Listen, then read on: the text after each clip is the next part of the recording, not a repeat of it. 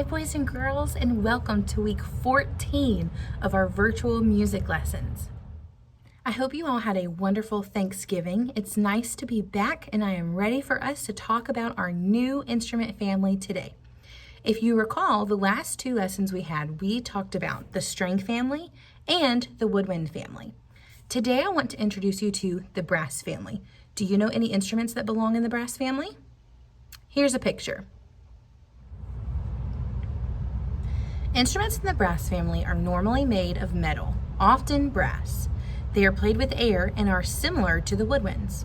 The main difference is that a brass player must use his or her lips instead of a reed to make the vibrations that make the sound.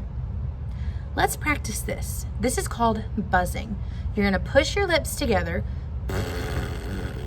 and create a buzzing noise. Now, you don't want your lips to flop about like so. That's not the same. Put them together and buzz. Put the air right in the center and blow out. Can you try it with me? Good. Now take your hand and make a fist. And I want you to put that fist right up to your mouth. We're going to pretend that our fist is a mouthpiece. Now your fist is going to provide some resistance against your mouth, and you are going to buzz into your mouthpiece like so. You try. It might make a silly noise, and that's okay.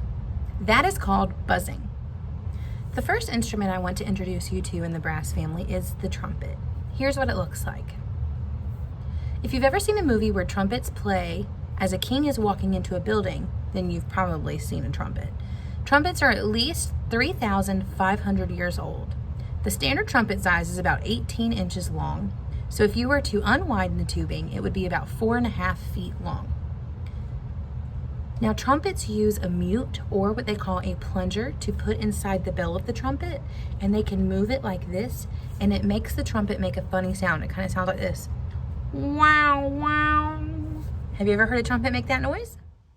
The next instrument we're going to talk about today is the French horn. The French horn is one of my favorite instruments. I love it. Here's what it looks like. French horn players have to balance the instrument on their leg, while they're at the same time holding the instrument between both hands. The left hand works the valves, and the right hand actually goes inside the bell. If you were to uncoil all of the tubing of the French horn, it would actually be about 12 feet long, which is basically the length of a car. Isn't that neat? The third brass instrument we're going to talk about today is the trombone. Can you say trombone, trombone? That's right, you guessed it. A trombone has a long slide. Here's what it looks like. The trombone is a very popular instrument. It's been around since about the 1400s.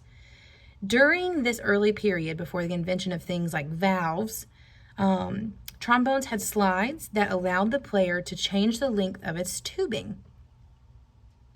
So when a trombone player moves the slide like this, it changes the notes that you hear. Isn't that neat? The last instrument we're going to talk about today in the brass family is the tuba. Can you say tuba? Very good. Here's what it looks like. The tuba is the biggest and lowest instrument in the brass family. In the orchestra, a tuba player has to rest the tuba in their lap and blow into the mouthpiece in order to play it. But if a tuba is used in a marching band, the player actually rests the instrument on their shoulder. This variation of the instrument is called a sousaphone. If you were to uncoil the tubing from the tuba, it would be about 18 feet long, which is almost the length of a whole school bus. Boys and girls, I hope you enjoyed learning about the brass family. Let's review really quick. The 4 instruments we talked about were the trumpet, the trombone, the French horn, and the tuba. And the sousaphone, really, because it's another kind of tuba. Next week, we're going to be learning a little bit about the percussion family. Remember, percussion instruments are instruments that we hit, shake, or scrape to play. So I will see you guys next week. Bye.